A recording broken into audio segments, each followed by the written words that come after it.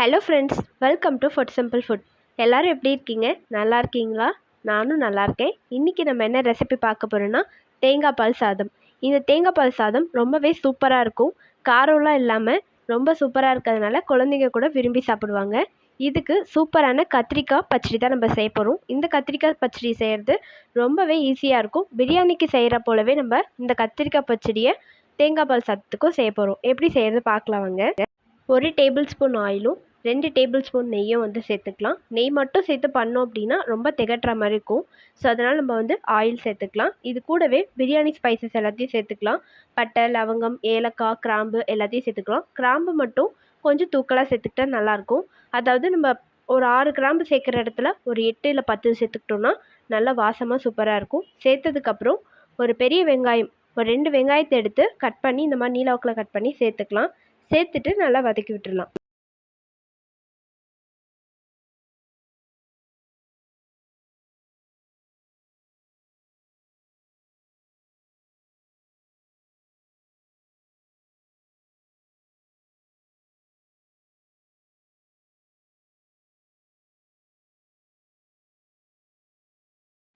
வெங்காயம் நல்லா பொன்னிறமாக ஆனதுக்கப்புறம் நம்ம இஞ்சி பூண்டு பேஸ்ட்டு சேர்த்துக்கலாம்.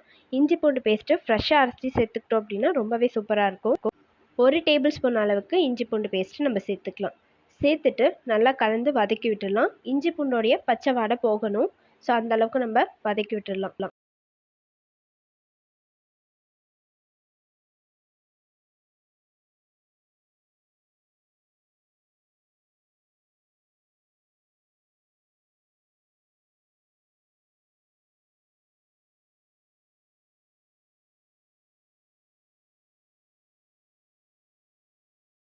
இஞ்சி பூண்டு சேர்த்து நல்லா வதங்கிடுச்சு. இப்போ நம்ம புதினா சேர்த்துக்கலாம். புதினா பார்த்தோன்னா ஒரு கட்டு அளவுக்கு எடுத்துட்டோம் அப்படின்னா அப்படியே சேர்த்துக்கலாம். அப்படி இல்லைன்னா கைப்பிடி அளவுக்குன்னா 2½ கைப்பிடி அளவுக்கு நம்ம சேர்த்துக்கலாம். அதாவது 2 கைப்பிடி போட்டுட்டு கொஞ்சம் அரைவாசி எடுத்து நம்ம சேர்த்துக்கலாம். சேர்த்துட்டு கலந்து விட்டுலாம். இந்த சாதத்துக்கு புதினா, கொத்தமல்லி இதெல்லாம் தான் நல்ல ஃப்ளேவர் கொடுக்கும். ஸோ அதனால் இதெல்லாம் கொஞ்சம் நம்ம கூடவே சேர்த்துக்கிட்டோம் அப்படின்னா ரொம்பவே நல்லாயிருக்கும். இப்போதைக்கு நம்ம புதினாவை சேர்த்ததுக்கப்புறம் கொத்தமல்லி சேர்த்தாச்சு. சேர்த்துட்டு நல்லா கலந்து விட்டுறலாம். புதினா வந்து கொஞ்சம் கூட இருக்கணும். கொத்தமல்லி கம்மியாக இருந்தாலும் பிரச்சனை இல்லை.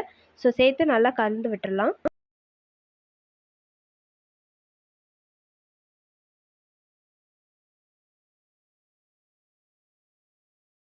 புதினா, இஞ்சி பூண்டு பேஸ்ட்டு எல்லாம் சேர்த்து கலந்ததுக்கப்புறம் நம்ம தக்காளி சேர்த்துக்க போகிறோம். ஒரு பெரிய தக்காளி சேர்த்துக்கலாம். நிறைய தக்காளி தேவைப்படாது. சேர்த்துட்டு நல்லா கலந்து விட்டுறலாம். தக்காளி, வெங்காயம், புதினா, இஞ்சி பூண்டு பேஸ்ட்டு எல்லாம் ஒன்றா சேர்ந்து நல்லா வதங்கட்டும்.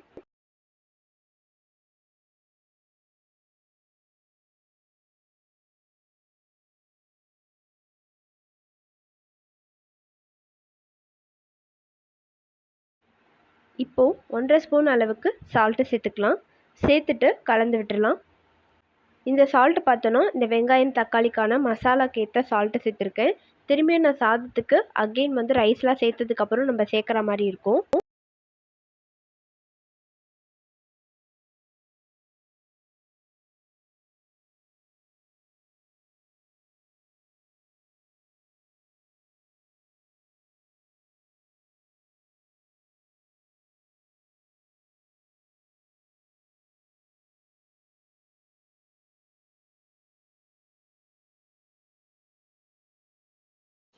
இப்போ வந்து நம்ம பச்சை மிளகாய் சேர்த்துக்கலாம்.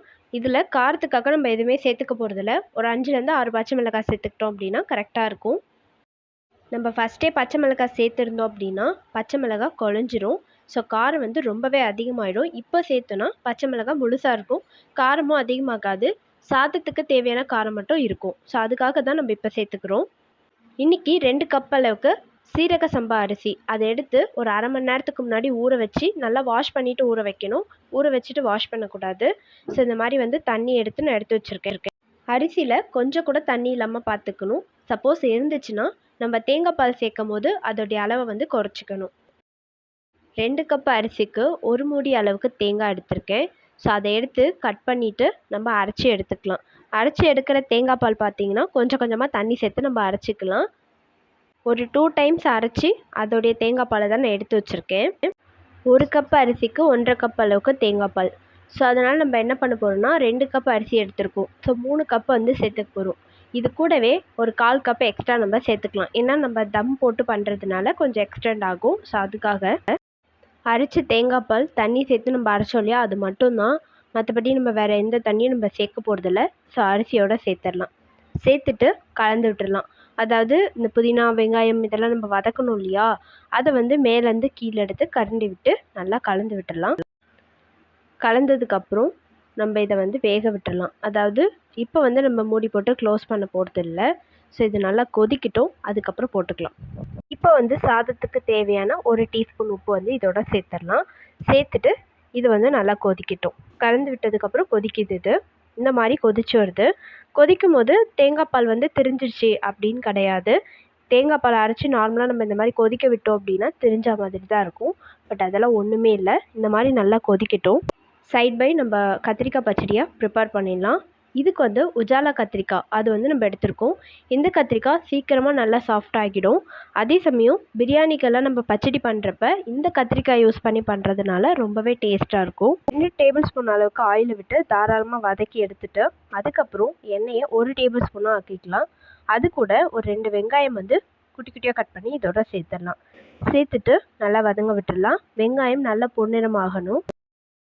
வெங்காயம் நல்லா வதங்கினதுக்கப்புறம் தக்காளி சேர்த்துக்க போகிறோம். குட்டி குட்டியாக 3 தக்காளி எடுத்து அதை குட்டி குட்டியாக கட் பண்ணி அதை வந்து இதோட சேர்த்துக்கலாம். ஸோ இந்த பச்சடிக்கு நம்ம தக்காளி வந்து சேர்த்துக்கலாம். ஏன்னா அதில் வந்து புளிப்பு சுவை இருக்கிறதுனால 3 தக்காளி நம்ம வந்து சேர்த்துக்க போகிறோம். இது கூடவே ஒரு சின்ன நெல்லிக்காய் அளவுக்கு புளி எடுத்து நம்ம ஃபஸ்ட்டே வந்து ஊற வச்சிடலாம். அதோடைய வாட்டர் வந்து இதோட நம்ம சேர்த்துக்க போகிறோம். ஸோ அதுக்காக நான் வந்து தக்காளியை சேர்த்துட்டு நல்லா வதக்கி விட்டுறேன். தக்காளி வெங்காயம் நல்லா வதங்கி சாஃப்ட் ஆகணும்.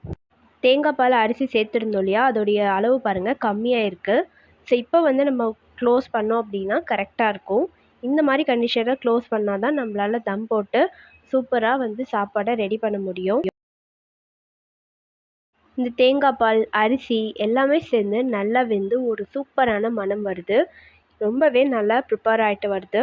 இப்போ வந்து நம்ம க்ளோஸ் பண்ணிவிட்டு இது மேலே வெயிட்டுக்காக ஒரு பாத்திரத்தில் தண்ணி வச்சு நம்ம அதோட வச்சிடலாம். ஸோ அது அப்படியே கொஞ்சம் கொஞ்சமாக ரெடி ஆகட்டும். அடுப்பு வந்து சிம்மில் வச்சிடணும். அப்போ தான் வந்து அடி பிடிக்காமல் இருக்கும். இந்த சைட் பார்த்தோன்னா நம்ம கத்திரிக்காய் பச்சடிக்கு இஞ்சி பூண்டு பேஸ்ட்டு 1 டீஸ்பூன் சேர்த்துட்டு நல்லா வதக்கி விட்டுடலாம். வெங்காயம் தக்காளி ஆல்ரெடி நல்லா கொஞ்சம் வதங்கி வந்துருச்சு. இப்போ இஞ்சி பூண்டு பேஸ்ட்டை சேர்த்து பச்சை வாடை போகிற வரைக்கும் நல்லா வதக்கி விட்டுடலாம். தேங்காய் பால் சாதத்தில் நம்ம இஞ்சி பூண்டு பேஸ்ட்டு சேர்த்துருக்கோம். இதுலேயும் சேர்த்துருக்கோம். ஸோ இதில் கம்மியாக சேர்த்துக்கலாம். இல்லைன்னா ரொம்ப ஹெவியாக இருக்கும், சாப்பிட பிடிக்காத மாதிரி ஆகிடும். கத்திரிக்காவை வதக்கி வச்சுருந்தோம்ல, இந்த கலர் பாருங்கள் நல்லா சேஞ்ச் ஆகி கத்திரிக்காய் நல்லா வெந்திருக்கு. இதை வந்து நம்ம இந்த மசாலாவோட சேர்த்துக்கணும். அதுக்கு முன்னாடி மசாலா எல்லாம் சேர்த்துடலாம். ஒரு 1/2 ஸ்பூன் அளவுக்கு மஞ்சத்தூள், 1 ஸ்பூன் அளவுக்கு மிளகாய்த்தூள், இது கூடவே 1 ஸ்பூன் அளவுக்கு தனியாத்தூள் சம அளவு எடுத்து நம்ம சேர்த்துக்கிட்டா கரெக்டாக இருக்கும். சேர்த்துட்டு நல்லா கலந்து விட்டுடலாம். உங்கள் காரத்துக்கு ஏற்ப கூட்டவோ குறைக்கவோ நீங்கள் செஞ்சுக்கலாம். மசாலா சேர்த்து நல்லா தொக்கு பதத்துக்கு ரெடி ஆகிட்டு வரும். அந்த கண்டிஷனில் தான் நம்ம புளி சேர்த்துக்க போகிறோம். புளிப்பு சுவைக்காக ஆல்ரெடி தக்காளி இருக்குது. இது கூடவே நம்ம வந்து புளி சேர்த்துக்கிட்டோம் அப்படின்னா கரெக்டாக இருக்கும். ஏன்னா அந்த பிரியாணி பச்சடிக்கெலாம் கொடுக்குறப்ப கடையில் பார்த்திங்கன்னா லைட்டாக வந்து அந்த புளிப்பு சுவை ஒரு இனிப்பு சுவை அந்த மாதிரி வந்து நம்மளுக்கு இருக்கும். அப்படி இருந்தால் தான் அது டேஸ்ட்டாகவே இருக்கும். ஸோ அதுக்காக தான் நம்ம வந்து இங்கே புளி சேர்க்க போகிறோம். பாருங்கள் ரெடி ஆகிடுச்சு. இப்போ வந்து நான் புளி கரைசல் சேர்த்துக்கிறேன். இது கூடவே சின்ன துண்டு அளவுக்கு வெல்லம் சேர்த்துக்கிட்டோம் அப்படின்னா அதுவும் ரொம்ப நல்லாயிருக்கும். பட் நான் வெல்லம் வந்து சேர்க்கலை. உங்களுக்கு தேவைப்பட்டால் நீங்கள் வந்து சேர்த்துக்கலாம். சேர்த்துட்டு கலந்து விட்டுடலாம்.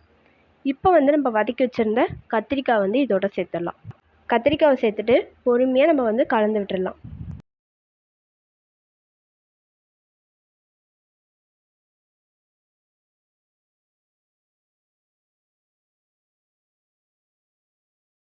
இந்த கத்திரிக்காயும் மசாலாவும் ஒன்று சேர்ந்து கொதிக்கும். அந்த புளி கரைசல் இதோட சேர்றப்ப அந்த புளிப்பு சுவை இந்த கத்திரிக்காய்க்கும் கிடைக்கும். கூடவே கொஞ்சம் கொத்தமல்லி சேர்த்துக்கலாம். இப்போ வந்து நம்ம வந்து ஒரு 10 முந்திரி பருப்பு, கொஞ்சோண்டு வேர்க்கடலை, 1 ஸ்பூன் அளவுக்கு வெள்ளை எள்ளு, ஸோ இதை ட்ரை ரோஸ்ட் பண்ணி இதை அரைக்க போகிறோம். இது கூடவே ஒரு பத்த தேங்காய் வச்சு அரைச்சிக்கிட்டோம் அப்படின்னா ரொம்பவே சூப்பராக இருக்கும். அதை அரைச்சி இந்த கத்திரிக்காயோட நான் சேர்த்துட்டேன். நார்மலாக இந்த நட்ஸு எள்ளு இது மட்டும் தான் சேர்த்து பண்ணுவாங்க. பட் தேங்காய் சேர்த்து பண்ணுறப்ப இன்னும் டேஸ்ட் வந்து நல்லா க்ரீமியாக ரொம்ப சூப்பராக இருந்துச்சு. நான் ட்ரை பண்ணி பார்த்தேன். அதனால நான் உங்களுக்கு வந்து தேங்காயும் வந்து சஜஸ்ட் பண்ணுறேன். உங்களுக்கு ஓகேனா நீங்கள் வந்து ஆட் பண்ணிக்கலாம். ஸோ இந்த மாதிரி வந்து சேர்த்துட்டு நல்லா கலந்து விட்டுருங்க. இது வந்து ஒரு 10 to 15 மினிட்ஸ் வந்து ஸ்டவ் வந்து நல்லா ஸ்லோவாக வச்சு நம்ம வந்து கொதிக்க விட்டுறணும். அப்படி கொதிக்கிறப்போ நல்லா கிரேவி பதத்துக்கு ரெடி ஆகிடும். இதில் இருக்க பச்சை ஸ்மெல் எல்லாமே போயிடும். அதே சமயம் நம்ம நட்ஸ் எல்லாம் சேர்த்தோம் இல்லையா, அதையும் வந்து இதோட சேர்ந்துருக்கிறதுனால கொஞ்சம் நல்லா வந்து வேகட்டும். ஸோ அப்போ தான் வந்து சாப்பிட்றப்ப டைஜஷன் ப்ராப்ளம்லாம் இருக்காது. இந்த கத்திரிக்காய் பச்சடி பார்த்தோன்னா நார்மலாக சாதம் வடிச்சிட்டு அதோட இதை வந்து நம்ம சாப்பிட்லாம். லெமன் ரைஸ் கூட ரொம்பவே நல்லாயிருக்கும். பிரிஞ்சி செஞ்சுட்டு அதுக்கும் இந்த கத்திரிக்காய் பச்சடி வந்து நம்ம செஞ்சுக்கலாம். பிரியாணிக்கு மட்டும்தான் இது சாப்பிட்ணும் அப்படின்னு கிடையாது. எல்லா ரெசிபீஸ்க்குமே இது வந்து ரொம்பவே ஒரு சூப்பரான சைட் டிஷ்ஷாக இருக்கும். ஸோ இந்த மாதிரி வந்து கொதிச்சிட்ருக்கப்போ பச்சை கருவேப்பிலை கொஞ்சம் வந்து இதோட சேர்த்துடலாம்.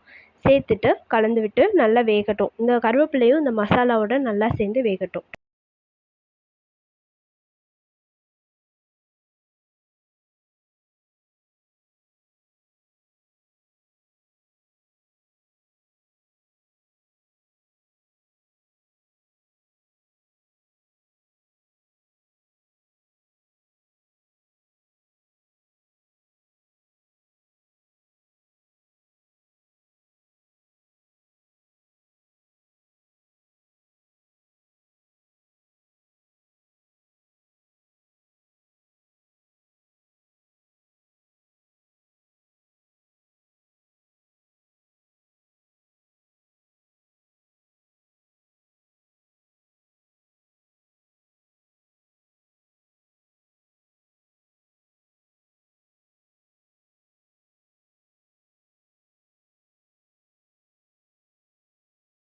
நல்லா கொதிச்சு வந்துட்டுருக்கு. இப்போ வந்து கொஞ்சம் கொத்தமல்லியும் சேர்த்து வேக விட்டுறலாம்.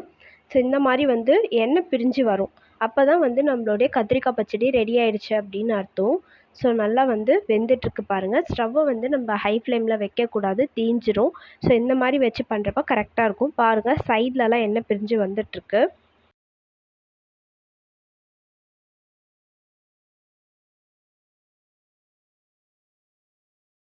ஃபஸ்ட்டு இருந்ததுக்கும் இப்போ இன்னும் கொஞ்சம் டிஃப்ரென்ஸ் தெரியும். எண்ணெய் பிரிஞ்சு வந்துட்டுருக்கு பாருங்கள்.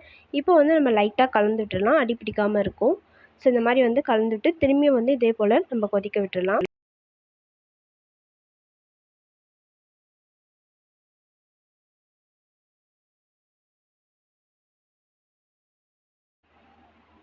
நல்லா ரெடியாகி வந்துருச்சு நம்மளுடைய தேங்காய் பால் சாதம்.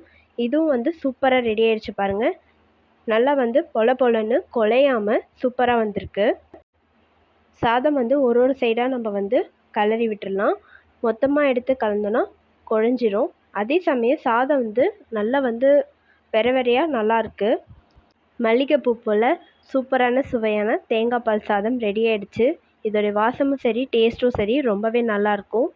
நல்லா இந்த மாதிரி வந்து லைட்டாக கலந்து விட்டுடலாம். பாருங்கள், அடி பிடிக்கவே இல்லை. தேங்காய் பால் சாதத்துக்கு நம்ம இந்த மாதிரி கத்திரிக்காய் பச்சடி செய்யலாம். இல்லைன்னா chicken gravy, chicken kurma, chicken fry, chicken dry roast, இந்த மாதிரி சிக்கன்லேயும் செய்யலாம். அதே சமயம் நம்ம மட்டன்லேயும் செய்யலாம். இது ரெண்டுமே இல்லைன்னா வெஜ் குருமா கூட நம்ம வந்து பண்ணிட்டோம் அப்படின்னா ரொம்பவே சூப்பராக இருக்கும்.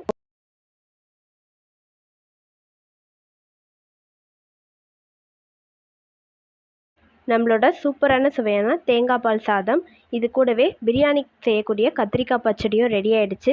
இந்த ரெசிபியை நீங்களும் ட்ரை பண்ணி பாருங்கள். இந்த வீடியோ உங்களுக்கு பிடிச்சிருந்தா லைக் பண்ணுங்கள், ஷேர் பண்ணுங்கள், கமெண்ட் பண்ணுங்கள் அண்ட் சப்ஸ்கிரைப் பண்ணிக்கோங்க. தேங்க்ஸ் ஃபார் வாட்சிங்.